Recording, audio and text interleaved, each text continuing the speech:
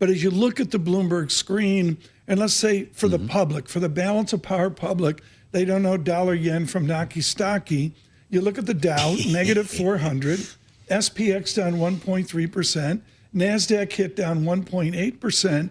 But I look also the way oil has pulled back. See American oil under 60 a barrel, 58 handle on NYMEX crude. Global oil 62.78 has come down $7 from a 70 level of a number of weeks ago. And then another way to look at it, Joe, is like the pro way, where we look at cross rates. And the first one I looked at was yen as compared to yuan. This is way inside baseball, but you see a 3 standard deviation jump move, that big jump move. And you see that, Joe, in that currency, obscure currency pair, which shows the tension on the Pacific Rim.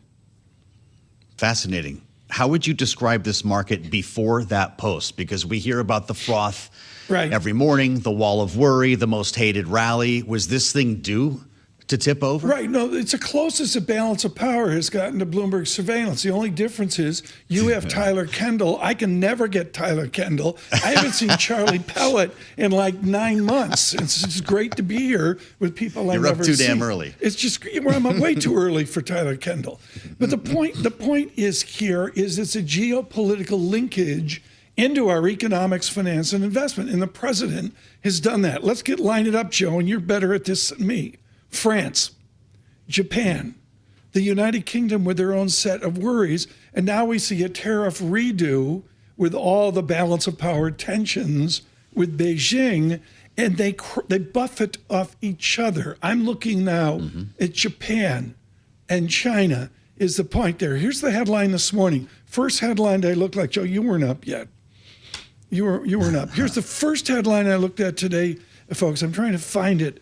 Right now. It was so long ago, Joe, it's fallen off the screen. Japan's decades-old ruling coalition collapses, jolting markets. And what the president doesn't understand in his bilateral deal-making focus is when he does something, as you witnessed an hour ago, it affects Japan and the idea of their coalition collapsing. They're all interdependent. Fascinating. This is a market that was pretending not to care about tariffs lately. I keep hearing that the uncertainty had passed us, Tom Keene, but a lot of folks were cautionary, saying that we were whistling past the graveyard because China was still a wild card. How did we get so far over our skis with so little settled in the world's second biggest economy? It ebbs and flows. One of the interviews of the day for me, Joe, is KPMG out with a new report on the tone of business across America. And their lead word is uncertainty. And you see that uncertainty in our politics. You see it within global Wall Street. And the answer is we jump from to borrow from Alarian, we jump from unknown to unknown. The president just assisted us going to a new unknown. As Tyler said, looking forward to APEC. Now what? Now what is exactly right. Now I get back to my first question. We've seen a lot of posts like this from the president, and he does stuff like this right before a meeting. Are we serious that he's walking away from China with massive tariffs, knowing what happened after Liberation Day? I would look to the Secretary of Treasury.